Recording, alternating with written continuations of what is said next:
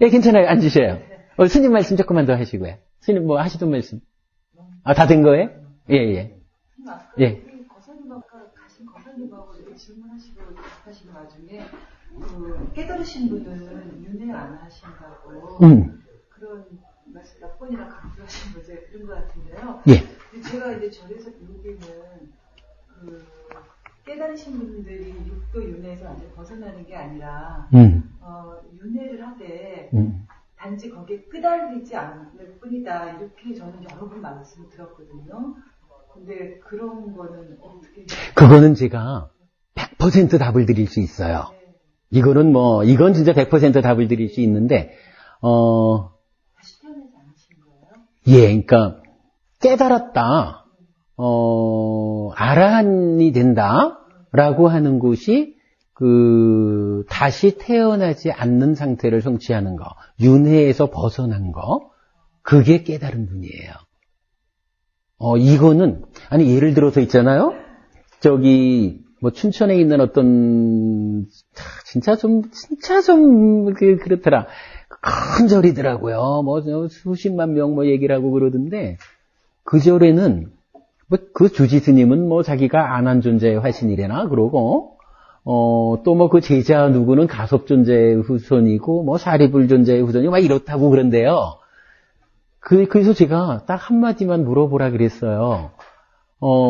안한 존자도 아라한이 됐고요. 사리부타 존자, 카사파 존자 다 아라한이거든요.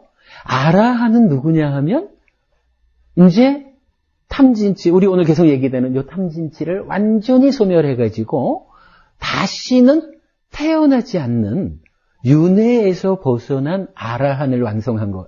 윤회에서 벗어난 상태가 되면 그걸 아라한이라 하거든요. 그러면 아라한이라는 존재는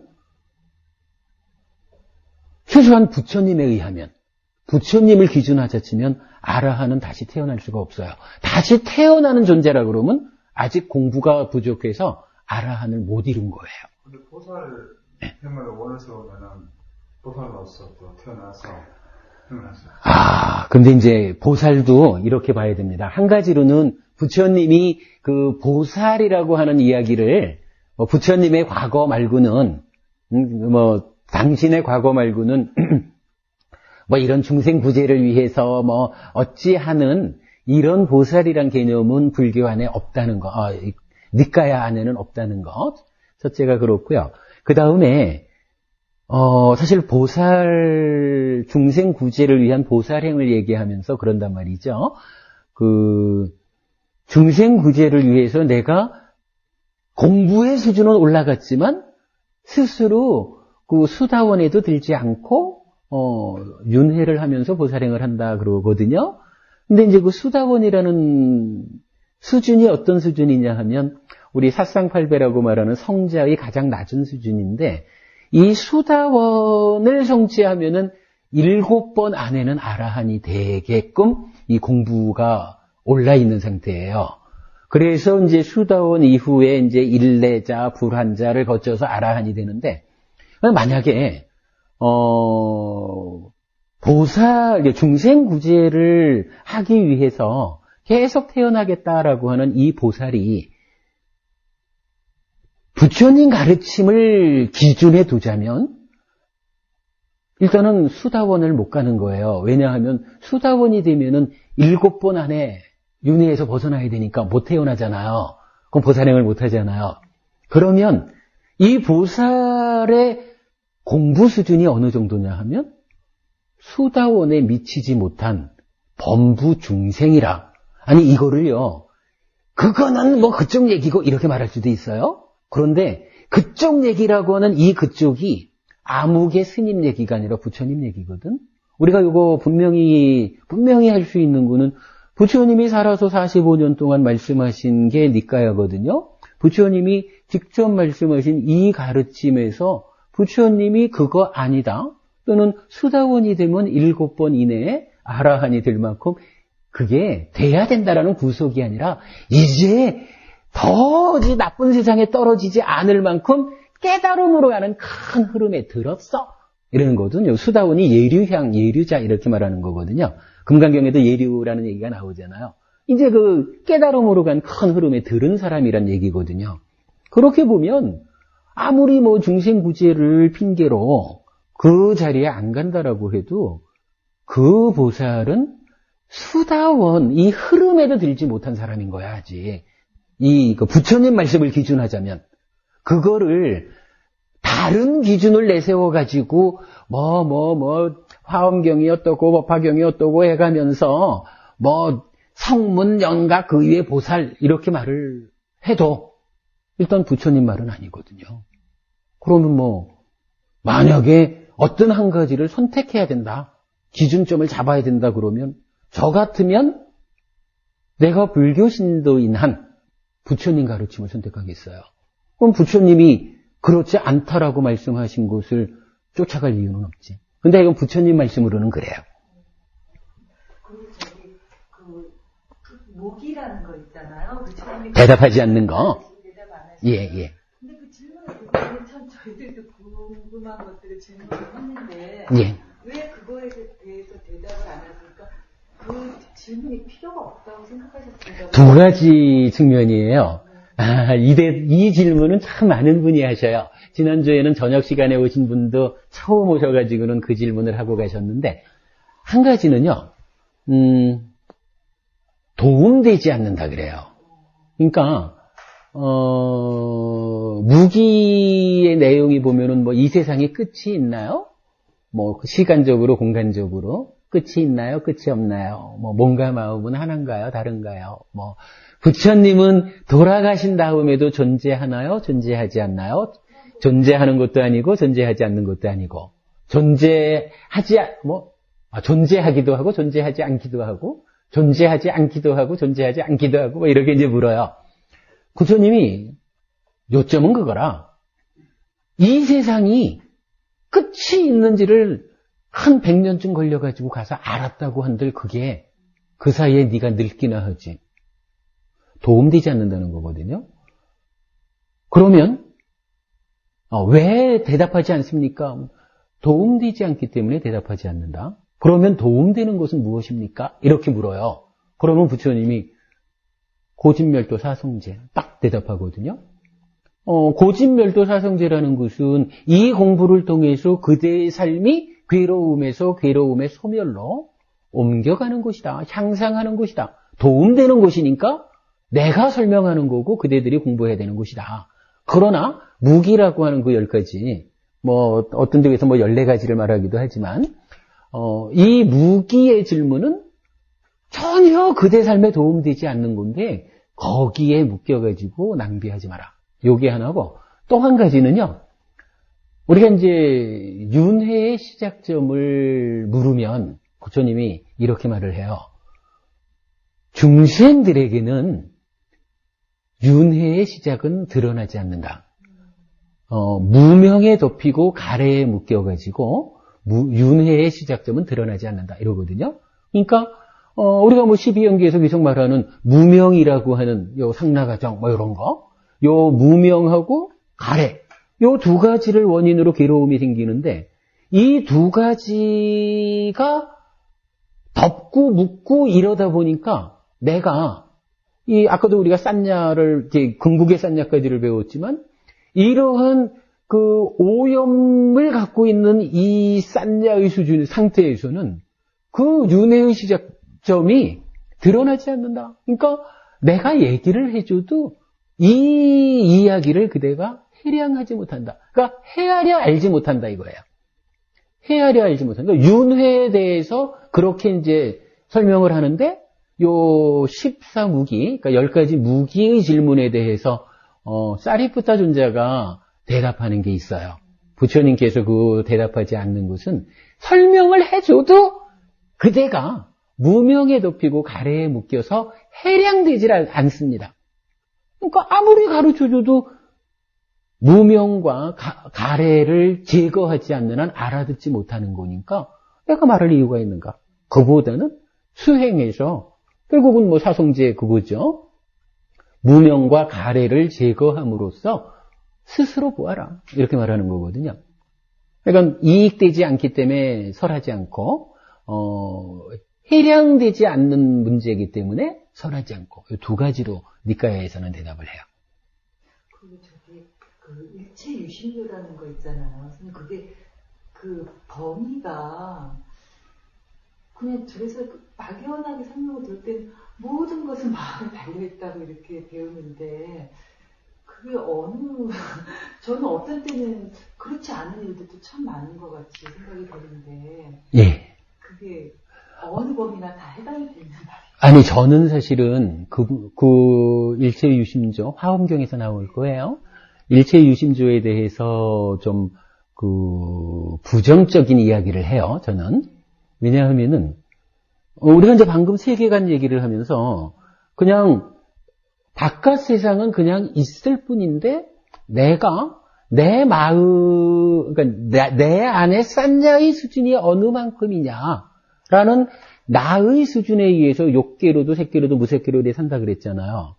일체유심조라고 말하는 것은 내가 요 세상을 욕계로 살 건지 색계로 살 건지 무색계로 살 건지를 결정하는 그 측면으로 말하자면은 일체유심조가 되는 건데, 근데 사실은요, 내가 내 안에 어떠한 싼냐의 상태에 있느냐라는 부분도 물론 가장 중요한 거지만 경우에 따라서는 내가 지금 한국에 사느냐 저 북한에 사느냐에 따라서 내 싼냐의 수준으로 이게 물론 해탈하면은 상관이 없겠지만 아직 내 수준의 싼냐로서는 일체유심조니까 내 싼냐가 내 세상을 만들지만 이 바깥 대상이 되는 이 바깥 세상도 한국 땅에 사느냐 북한 땅에 사느냐에 따라서 내 삶에 영향을 미치거든요. 이럴 때 인과 연이라는 얘기를 해요. 인연, 모든 것이 조건 지어졌다라고 할 때 그냥 일반적으로 조건 이라는 것을 연이라고 한다면 우리가 이제 업인 과보 이렇게 말할 때 업이라는 행위가 과보를 결정하는 인이다라고 하는데, 이 원인이라고 하는 것은 조건 가운데 가장 강력한 거, 이렇게 말하는 거거든요. 그러니까, 예를 들자면 내가 이 땅에 살든 북한 땅에 살든 내가 업을 잘 지으면 업이 가장 중요한 조건인 원인이니까 내가 행복할 수 있어. 요게 업인 과보고 요런 측면, 업이라는 측면으로만 치우쳐서 말하면 일체유심조라고 말할 수가 있을 거예요.